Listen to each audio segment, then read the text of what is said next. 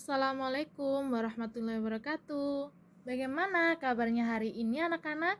Bu Guru harap semuanya dalam keadaan sehat dan semangat ya dalam mengikuti materi hari ini. Waalaikumsalam warahmatullahi wabarakatuh. Alhamdulillah, sehat Bu. Kemarin kita sudah selesai mempelajari mengenai materi kehidupan masyarakat Indonesia pada masa Islam. Tetapi ada satu teman kita nih yang kemarin tidak masuk sekolah. Kemarin Salsa tidak masuk sekolah ya? Iya Bu, kemarin saya sakit, jadi saya belum paham. Baik, karena Bu Guru ada rapat, boleh Bu Guru minta sama Yaya, nanti pulang sekolah jelasin ulang ya ke Salsa. Iya Bu, sangat boleh. Hihihi. Terima kasih Yaya, nanti kalau ada yang kurang paham bisa tanyakan ke Ibu ya.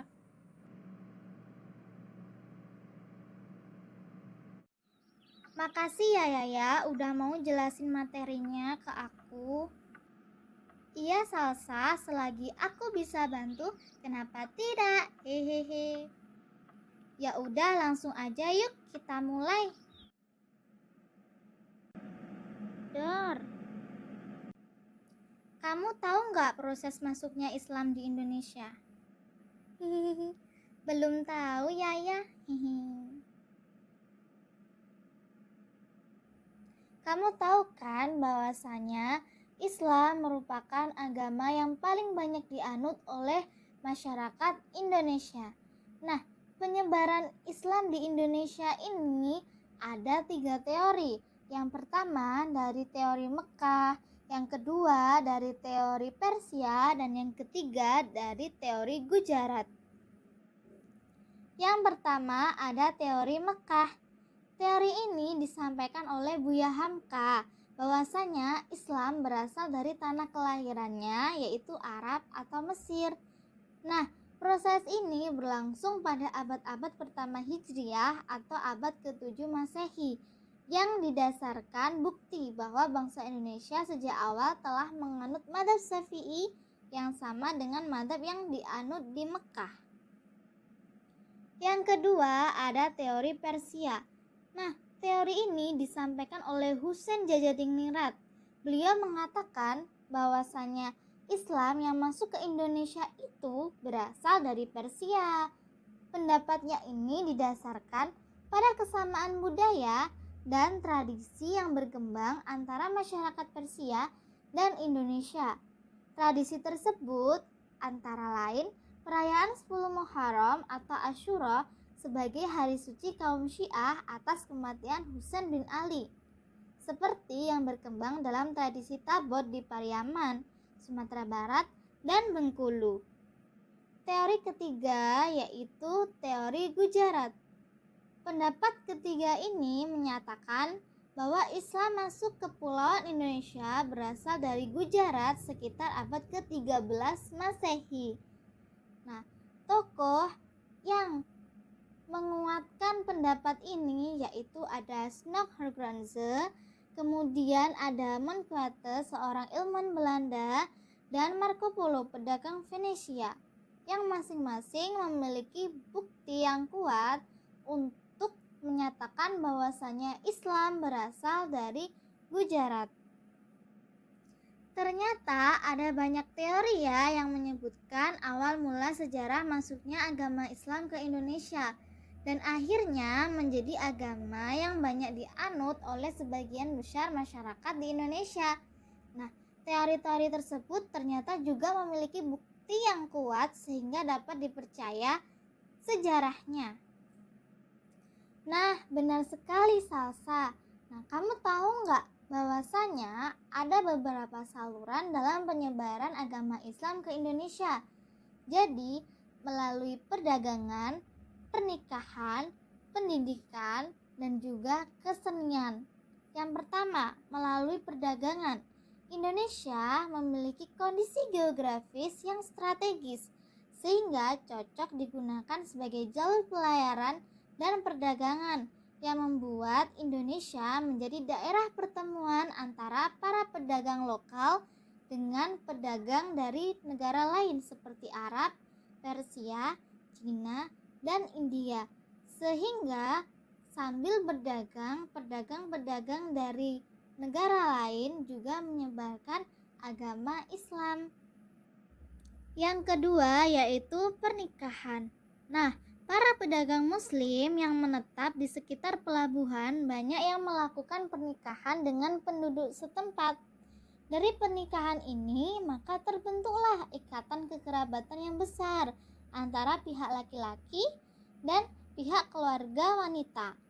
Contohnya dalam Babat Tanah Jawi yang menceritakan pernikahan Putri Campa dari Vietnam dengan Raja Brawijaya dan melahirkan seorang putra yang menjadi Raja Demak, yaitu bernama Raden Patah.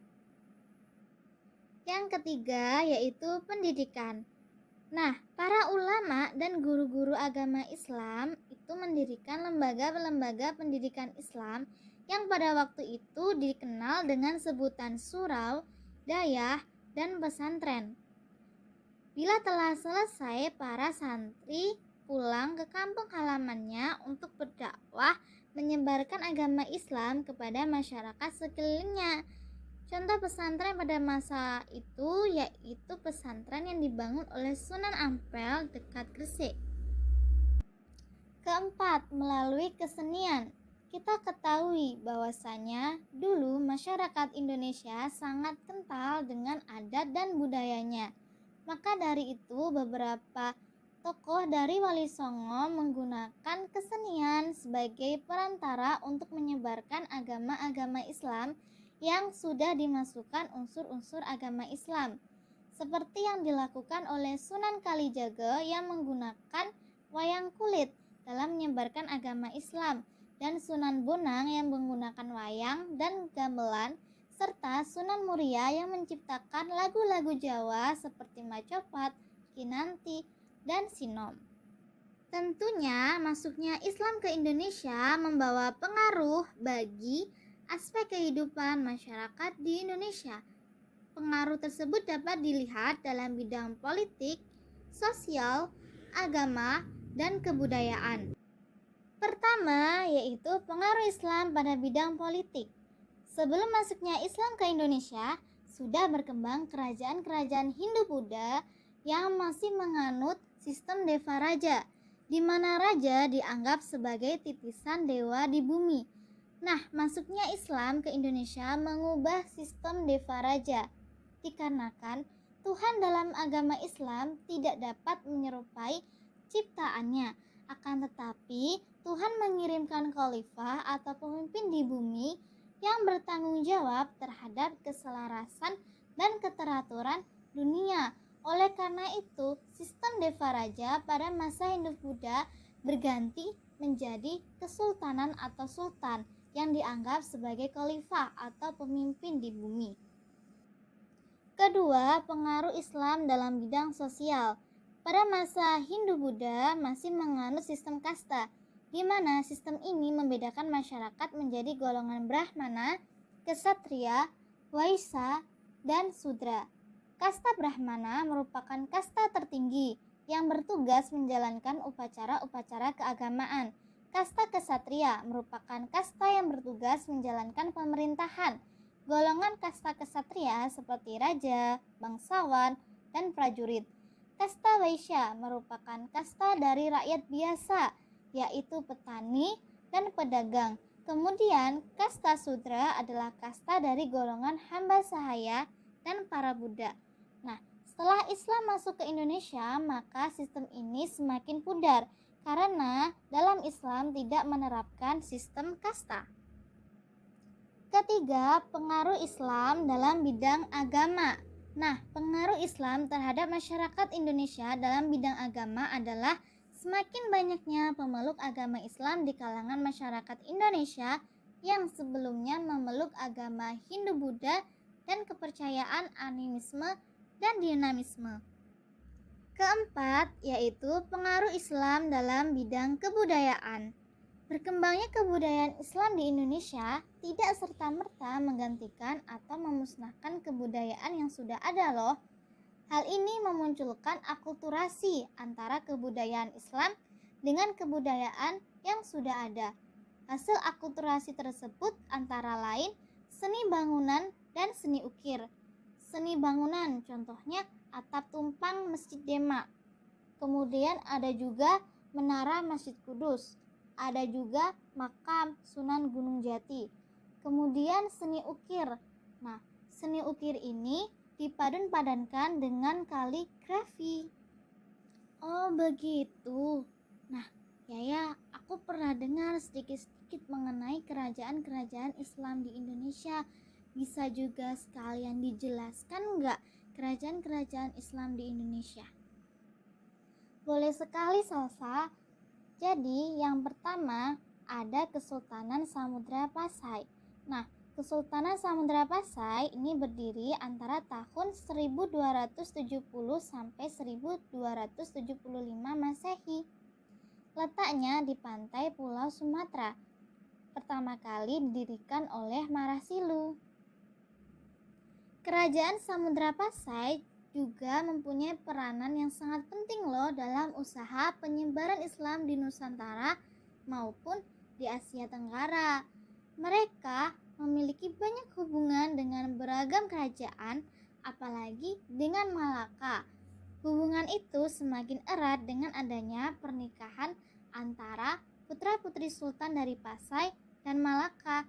Dari sini maka lahirlah kerajaan Islam Malaka pada awal abad ke-15 yang dimulai dengan pemerintahan para Meswara.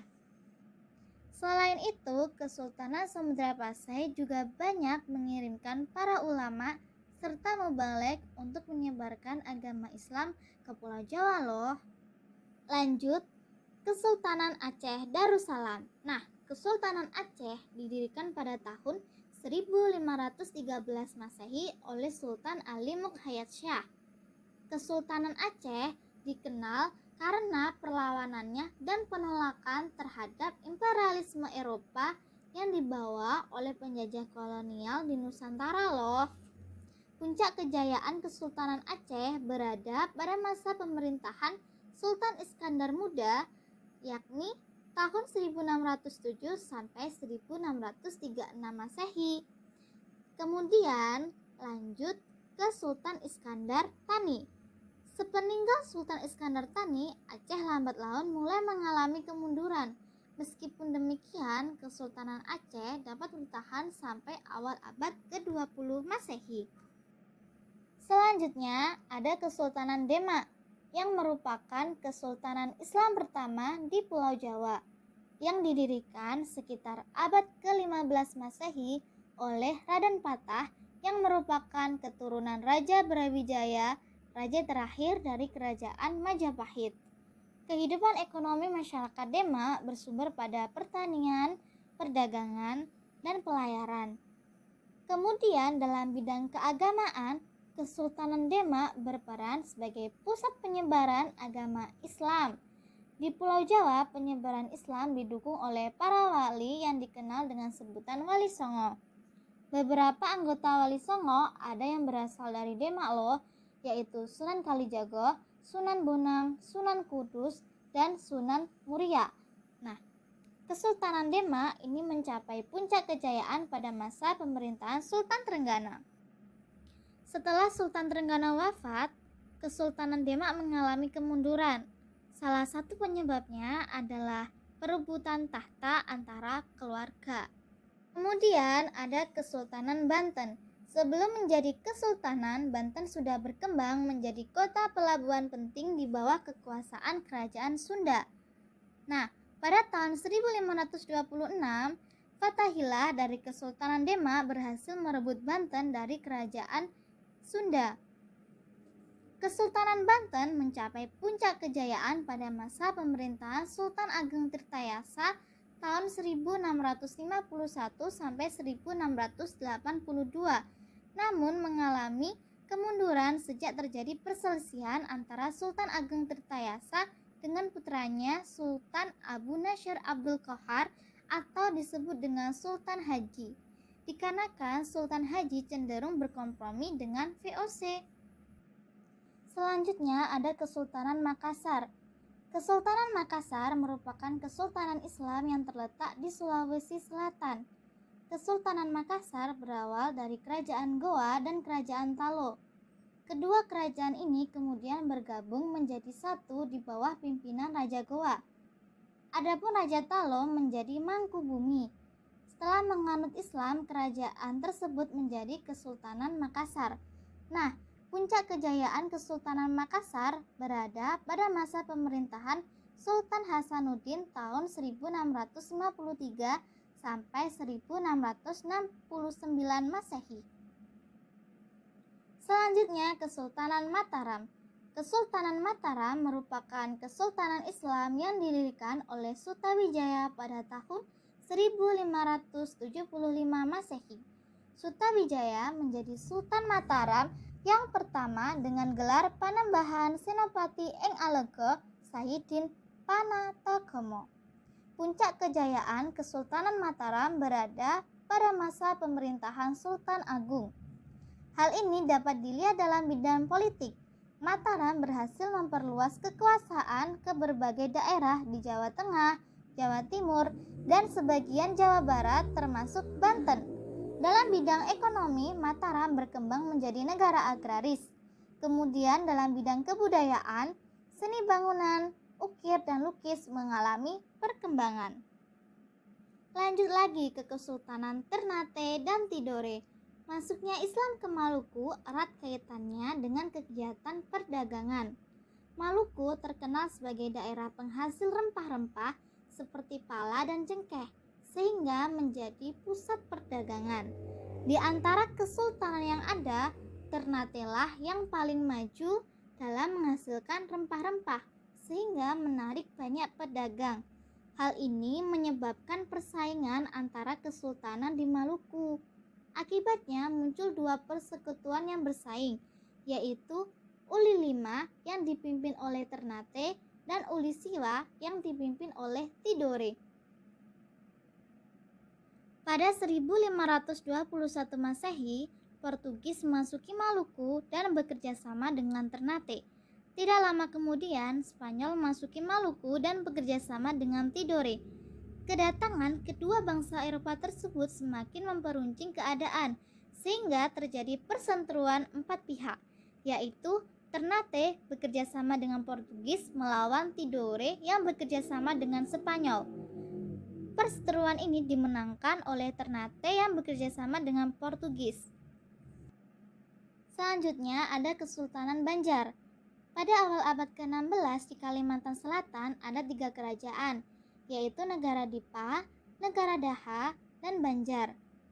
Negara Daha pernah menyerang kerajaan Banjar yang dipimpin oleh Raden Samudra.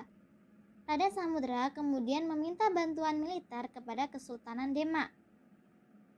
Raden Samudra berjanji jika Kesultanan Demak membantu berperang melawan negara Daha, ia bersama seluruh rakyatnya akan masuk Islam. Demak memenuhi permintaan tersebut, sehingga kerajaan Banjar menjadi menang. Sesuai dengan perjanjian, seluruh rakyat Banjar masuk Islam.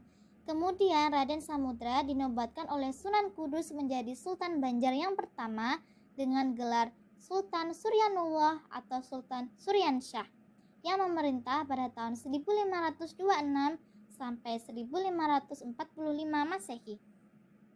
Oh, jadi begitu.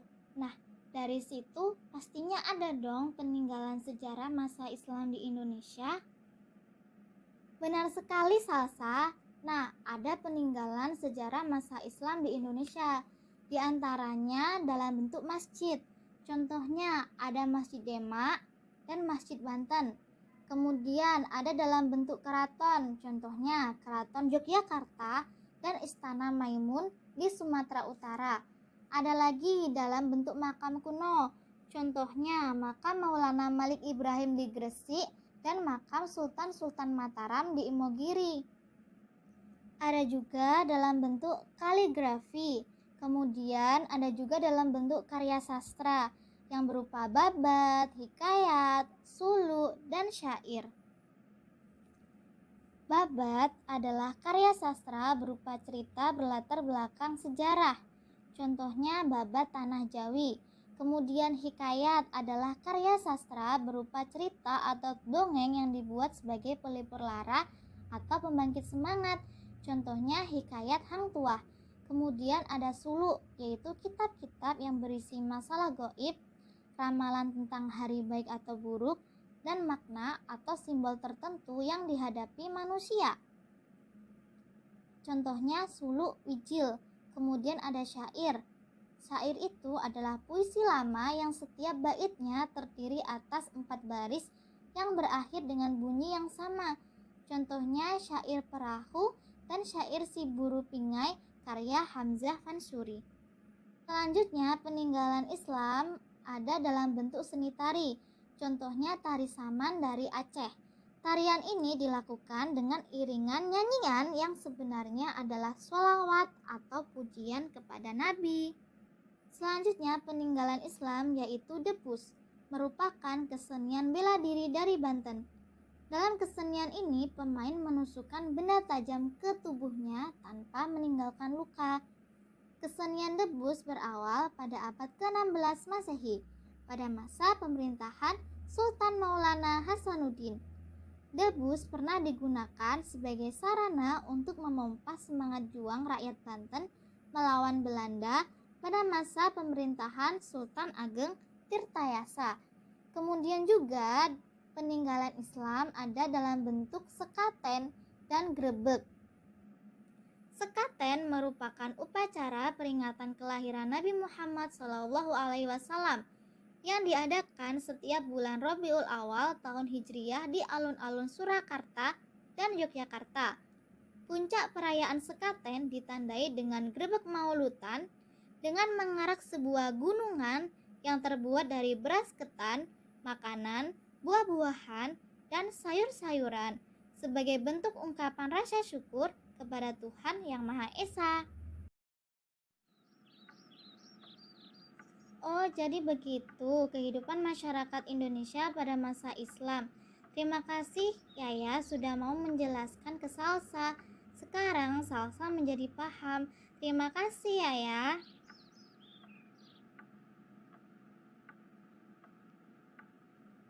Sama-sama Salsa. Selagi Yaya bisa membantu, kenapa tidak?